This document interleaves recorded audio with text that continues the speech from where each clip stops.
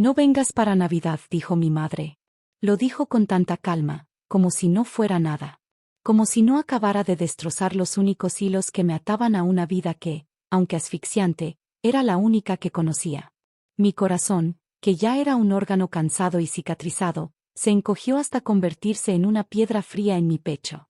Había un eco de indiferencia en su voz, una frialdad que había aprendido a reconocer como la antesala de la aniquilación. Pero ella no tenía ni idea de lo que acababa de desatar. No tenía ni idea de la tormenta que se había gestado durante años, una tormenta que ahora, finalmente, encontraría su epicentro. La llamada se cortó con un clic seco, un sonido tan final como el golpe de un mazo en una subasta. Mis dedos, fríos y temblorosos, aflojaron el agarre del teléfono, que cayó con un ruido sordo sobre la alfombra. La pantalla parpadeó, mostrando el reflejo distorsionado de mi rostro, bañado por la luz pálida de la tarde invernal que se colaba por la ventana de mi pequeño apartamento en Madrid. Fuera, la vida seguía su curso, ajena a la implosión silenciosa que ocurría dentro de mí. Los claxones resonaban en la calle, el murmullo de las conversaciones se filtraba desde el café de abajo. Para ellos, era un día más. Para mí, era el día en que la última puerta se cerraba de golpe. El Imperio Castillo. Así lo llamaban. No era solo un negocio, era una dinastía. Una red de importación y exportación que cubría desde el aceite de oliva de Jaén hasta los vinos más selectos de La Rioja, extendiéndose por todo el Mediterráneo y más allá. Mi abuelo, un hombre de puño de hierro y mirada glacial, lo había construido desde cero, ladrillo a ladrillo, con sudor, sangre y una ambición insaciable. Mi padre, Rodrigo, había heredado esa misma frialdad, esa misma habilidad para ver a las personas como meros peones en su tablero de ajedrez financiero. Y ahora, mi hermano mayor, Daniel, el heredero perfecto, continuaba con la tradición. Él era la encarnación de todo lo que mi familia valoraba, la ambición desmedida, la lealtad ciega al negocio, sobre todo, la implacable búsqueda del poder. Yo, Lauren, la hija menor, la artista, la soñadora, siempre había sido la oveja negra, la mancha en su impecable lienzo. Recuerdo la cena de mi 10º cumpleaños. Daniel, con sus 16 años, ya hablaba de fusiones y adquisiciones con mi padre, mientras yo garabateaba dibujos de hadas en el mantel de papel. Mi madre, Elena, una mujer elegante y etérea, siempre con una sonrisa forzada y los ojos velados por una tristeza que nunca se atrevía a nombrar, me miraba con una mezcla de lástima y reproche. Lauren, cariño, decía, su voz suave como el murmullo de las hojas secas, deberías escuchar a tu padre. Es importante entender cómo funciona el mundo. Pero mi mundo era otro. Mi mundo era el color, la forma, la emoción cruda que se negaba a ser embotellada y etiquetada. Mi mundo era el arte, y eso, para los Castillo, era una frivolidad. Un capricho de niña rica. La decisión de estudiar Bellas Artes en Madrid, lejos de la mansión familiar en Sevilla, fue el primer gran desafío a su autoridad. Mi padre rugió, mi madre suspiró, y Daniel me miró con una mezcla de desprecio y lástima. ¿Arte, Lauren? ¿En serio? ¿Para qué? ¿Para pintar cuadros que nadie comprará? Deberías haber estudiado algo útil. Administración, finanzas. El negocio te necesita. Su voz era un bisturí afilado, cortando mis aspiraciones en pedazos.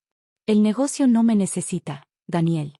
Y yo no necesito el negocio, le respondí, mi voz temblaba, pero mi determinación era de acero. Esa conversación marcó el inicio de la grieta. Una grieta que se hizo abismo con cada año que pasaba, con cada Navidad que regresaba a Sevilla y me encontraba con la misma condescendencia, el mismo juicio silencioso. La Navidad para los Castillo no era un tiempo de alegría y unión, era un desfile de poder, una exhibición de riqueza. La mansión se llenaba de socios, políticos, banqueros. Era una extensión más de las negociaciones de mi padre, un telón de fondo para cerrar tratos y consolidar influencias. Y yo, con mis manos manchadas de pintura y mi espíritu rebelde, era una anomalía. El año pasado, la situación había alcanzado un punto crítico. La empresa de Daniel, una extensión del Imperio Castillo, había estado envuelta en un escándalo de evasión fiscal. Los rumores corrían como la pólvora, y la reputación intachable de los Castillo comenzaba a tambalearse. Yo, en mi ingenuidad, o quizás en mi desesperación por encontrar una conexión real, Había hablado con mi prima Sofía. Sofía, siempre la más sensata y la única que parecía tener un atisbo de humanidad en esa familia de tiburones, había sido mi confidente desde que éramos niñas. Le conté mis preocupaciones, mis miedos de que mi familia estuviera cruzando líneas éticas. Lo hice en una cafetería, a media voz, pensando que era un espacio seguro. Pero en el mundo de los Castillo, no había secretos. Y no había lealtad que no fuera para el negocio. Lauren, sé que esto es difícil, me dijo Sofía por teléfono, su voz tensa, casi un susurro. Pero Daniel se enteró de lo que dijiste. Lo de la investigación, lo de los rumores. Lo ha interpretado como una traición. Mi estómago se revolvió. Pero yo solo estaba preocupada. Le dije a ella que no importa lo que dijeras, Lauren. Importa cómo lo interpretó. Para él, es una falta de lealtad. Una mancha en el nombre de la familia. Y ya sabes cómo es papá con eso. Mi padre era un hombre que construyó su imperio sobre la discreción, el control y la lealtad inquebrantable. Cualquier atisbo de disidencia era aplastado sin piedad. Mi preocupación se había convertido en una amenaza. Y ahora, esto. No vengas para Navidad. La frase resonaba en mi cabeza, un mantra cruel. No era solo una invitación cancelada, era una excomunión. Me levanté del suelo, mi cuerpo pesado, como si llevara el peso de todos los años de desaprobación. Caminé hasta el balcón, abrí la puerta de cristal y el aire frío de Madrid me golpeó el rostro. Miré hacia abajo, a las luces parpadeantes de la ciudad, a la gente que pasaba, ajena. Una lágrima solitaria se deslizó por mi mejilla, fría y amarga. No voy a llorar, murmuré, mi voz ronca. No por ellos. Pero la verdad era que dolía. Dolía como una herida abierta, porque a pesar de todo, a pesar de la frialdad, a pesar de la constante sensación de no ser suficiente, seguían siendo mi familia. Y la Navidad era, o al menos lo había sido, el último vestigio de una conexión, por tenue que fuera. Mi teléfono volvió a vibrar. Era un mensaje de Sofía. Lauren, siento mucho lo de tu madre. Daniel está furioso. Dice que has cruzado la línea. Papá está de su lado. No sé qué hacer. Si necesitas algo, dímelo. Le respondí con una sola palabra, gracias. Me senté en el sofá, el apartamento en penumbra. El silencio era ensordecedor, roto solo por el tic-tac del reloj de pared. Mi mente, que había estado en un torbellino de emociones, comenzó a calmarse, a enfocarse en una claridad aterradora. Había vivido mi vida buscando su aprobación, su amor, su reconocimiento. Había intentado encajar, había intentado ser la hija que ellos querían, pero nunca lo había logrado. Y ahora, me habían expulsado. El dolor se transformó en algo más. Una chispa. Una llama diminuta que comenzó a arder en mi pecho. Rabia. Una rabia fría y calculada. Ya no era la niña que anhelaba ser aceptada. Era una mujer que había sido herida una y otra vez, y que finalmente había llegado a su límite. Mi mirada se posó en un lienzo en blanco en la esquina de mi estudio. Había estado posponiendo un nuevo proyecto, sintiéndome estancada, sin inspiración. Pero ahora, una oleada de ideas, de colores, de formas, comenzó a inundar mi mente. Esta expulsión no era el fin, era el principio. El principio de algo nuevo. El principio de mi propia liberación. Cruzar la línea, Daniel, susurré al vacío. Aún no has visto nada. Los días siguientes fueron un torbellino de emociones. La herida seguía ahí, punzante, pero la rabia la había transformado en una determinación férrea. Dejé de llorar, dejé de lamentarme. En su lugar, me sumergí en mi trabajo. Mi estudio se convirtió en mi santuario, mi escape. Cada pincelada era una liberación, cada color una expresión de la furia y la libertad que bullían dentro de mí. Mi amiga Clara, una escultora con un espíritu tan indomable como el mío, me encontró un día, con el rostro manchado de pintura y los ojos febriles. Lauren, pareces una zombie. ¿Has dormido algo? Su voz era una mezcla de preocupación y exasperación. No hay tiempo para dormir, Clara. Hay demasiado que hacer. Le conté lo de la llamada de mi madre, la excomunión navideña. Clara escuchó, su rostro se endurecía con cada palabra. ¿En serio? ¿Te echan de la familia por preocuparte, por su reputación? Su risa fue un gruñido. Son unos hipócritas. Siempre lo han sido. Pero esto es el colmo, Lauren. Lo sé. Y esta vez, no voy a quedarme de brazos cruzados. Mi voz era un susurro, pero llena de convicción. ¿Qué vas a hacer? Clara levantó una ceja, curiosa. Miré el lienzo. Una imagen, clara y vívida, comenzaba a tomar forma en mi mente. Voy a pintar. Voy a pintar la verdad. Su verdad. Clara me miró fijamente, luego una sonrisa lenta se extendió por su rostro. Me gusta eso. Mucho. ¿Necesitas ayuda? Necesito una galería. Una muy buena. Para una exposición que va a hacer mucho ruido. Clara soltó una carcajada. Eso es mi especialidad. Conozco a la dueña de la Galería Velázquez. Se llama Carmen. Es una mujer dura, pero tiene buen ojo para el arte que incomoda. Y si hay algo que a ti te sobra es arte que incomoda. Y así comenzó. Noches sin dormir, días interminables de trabajo.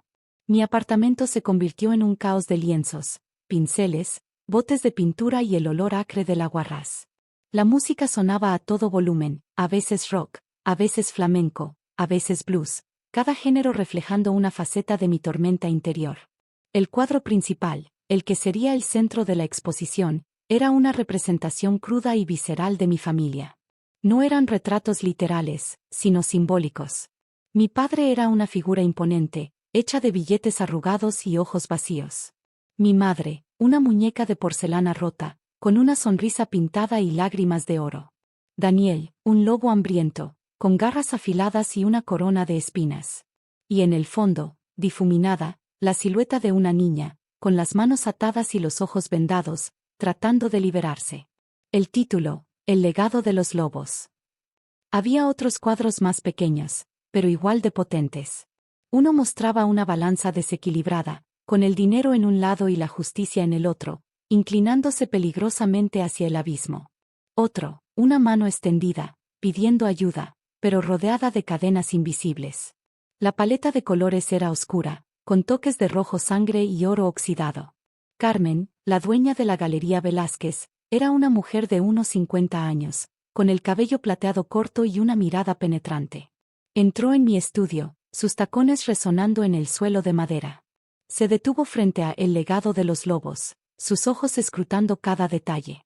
El silencio era tenso, roto solo por el sonido de mi propia respiración. Después de lo que pareció una eternidad, Carmen se giró hacia mí. Esto es brutal, Lauren. Es honesto. Es jodidamente bueno. Su voz era ronca, casi un susurro. Pero también es peligroso. Lo sé, respondí, mi voz firme. Pero la verdad a veces es peligrosa. Carmen sonrió, una sonrisa que no alcanzaba sus ojos. Me gusta eso. Me gusta la audacia. ¿Cuándo quieres que la abramos? La fecha se fijó para principios de enero, justo después de las Navidades. La ironía no se me escapaba. Mientras mi familia celebraba su falsa unidad, yo lanzaría mi ataque. La noticia de la exposición se extendió rápidamente en los círculos artísticos de Madrid. Clara se encargó de la promoción, utilizando sus contactos en la prensa y en las redes sociales. El título, El legado de los lobos, y la promesa de un arte polémico y revelador, generaron una expectación considerable. Los días antes de la inauguración fueron una mezcla de nerviosismo y euforia. Dormía poco, comía poco. Mi mente estaba en un estado de hiperactividad constante, repasando cada detalle, anticipando cada reacción. La noche de la inauguración, la galería estaba abarrotada. Las luces brillantes iluminaban los cuadros, haciendo que los colores oscuros y los contrastes dramáticos saltaran a la vista. El murmullo de las conversaciones llenaba el espacio, pero se silenciaba cuando la gente se detenía frente a El legado de los lobos. Podía sentir sus miradas, sus susurros, sus reacciones. Vi caras conocidas, críticos de arte, coleccionistas, otros artistas. Y luego, los vi. En la entrada, de pie, como estatuas de sal, estaban mi padre, mi madre y Daniel. Sus rostros eran máscaras de incredulidad y furia. Mi padre, con su mandíbula apretada, sus ojos fijos en el lienzo. Mi madre, pálida como un fantasma, con una mano en el pecho. Y Daniel, con los puños cerrados, su mirada, una mezcla de rabia y algo más, algo que no pude identificar. Quizás miedo. El aire se hizo denso. La gente comenzó a darse cuenta de su presencia, de la conexión entre los cuadros y la familia Castillo. Los susurros se hicieron más fuertes. El chismorreo, un murmullo creciente, llenó la galería. Me acerqué a ellos, mi corazón latiendo con fuerza en mi pecho, pero mi postura era firme. Bienvenidos a mi exposición, dije, mi voz tranquila, pero con un filo de acero. Mi padre me miró, sus ojos eran dagas. Lauren, ¿qué significa esto? ¿Qué es esta abominación? Es arte, padre. Es mi verdad. La verdad que nunca quisieron ver. Daniel dio un paso adelante, su voz baja y cargada de veneno. Esto es una vergüenza. Una traición. ¿Cómo te atreves a exponer la intimidad de nuestra familia de esta manera? ¿Intimidad? ¿De qué intimidad hablas, Daniel? ¿De la que se compra y se vende como una mercancía? ¿De la que se esconde detrás de fachadas de respeto y poder? Mi voz se elevaba, atrayendo más miradas. No hay intimidad en un imperio construido sobre la deslealtad, la avaricia y el miedo. Mi madre, que había estado en silencio, dio un pequeño gemido. Lauren, por favor, no hagas esto. ¿Hacer qué, madre? ¿Ser yo misma? ¿Decir la verdad? ¿Defender lo que creo? ¿Es eso tan aterrador para ustedes? Vi a Daniel apretar los dientes. Has ido demasiado lejos, Lauren. Esto tendrá consecuencias. Ya las ha tenido, Daniel. Ya me han echado. ¿Qué más pueden hacerme? ¿Quitarme el apellido? ¿Quitarme el aire que respiro? Ya no tengo nada que perder. Un hombre de prensa, con una grabadora en la mano, se acercó, sus ojos brillaban con curiosidad. Señorita Castillo, ¿podría explicar la inspiración detrás de estas obras? Y la relación con su familia, que está presente aquí esta noche.